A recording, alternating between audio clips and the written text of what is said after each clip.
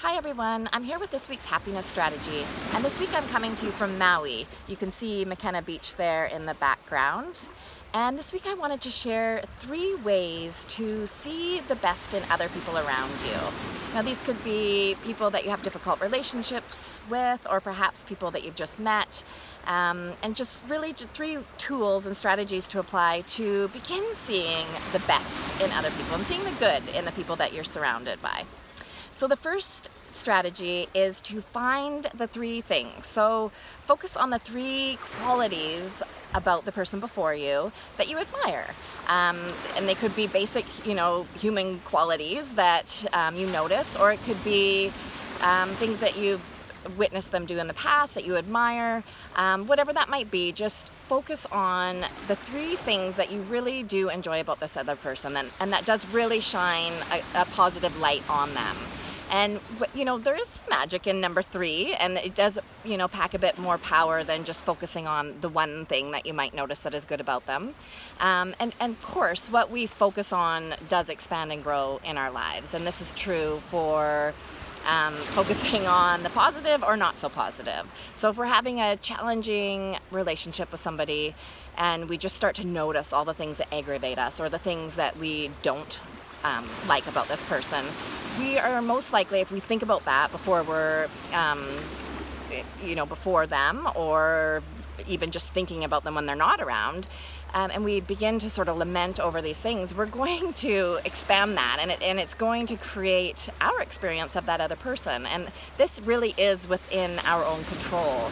And of course, how we choose to witness other people and experience them really does become our worldview, and they do become our experiences. So by shining the light on the more positive traits and aspects of other people and people that we've even just met, just maybe instead of being quick to judge or criticize, to instead flip that and search for and look for those 3 things that are really admirable about the person before you. It really does go a long way. Now the second tool or strategy that I have to offer is to look for common ground. So look for commonalities that you share with other people. And we all are different, and we all have similarities. Some we share more similarities with some people than we do with other people. Of course, this is always going to be the way. But even just approaching people around us, and they might be people that come from a different walk of life, and that we might think, oh gosh, what could I have in common with this person? I think we all would be humbled and surprised to learn that, of course, we all share so many different things with other people around us. The very fact that we're human beings, there's all sorts of human qualities that we do share. And so and of course, if it's somebody you can begin kind of playing that as a game, like to find that common ground with other people, and again, it could just even be in our approach to, instead of seeing ourselves as separate or different, or the us against them mentality, which of course then does lend ourselves to thinking that just not seeing other people in their best light.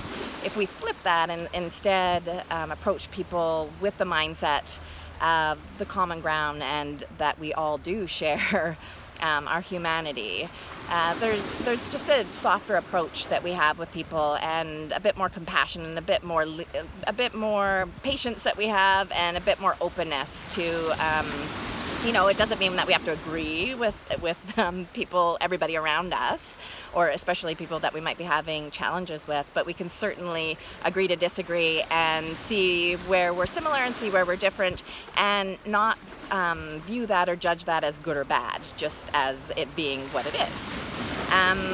And the third strategy is one that really does go a long way, and this is to approach other people in situations with humor, because that's something that we all can tap into. We can all tap into humor and use that as our common ground, and use that as a way to lighten the mood and to not make everything so serious and heavy, and create those blocks and boundaries with other people.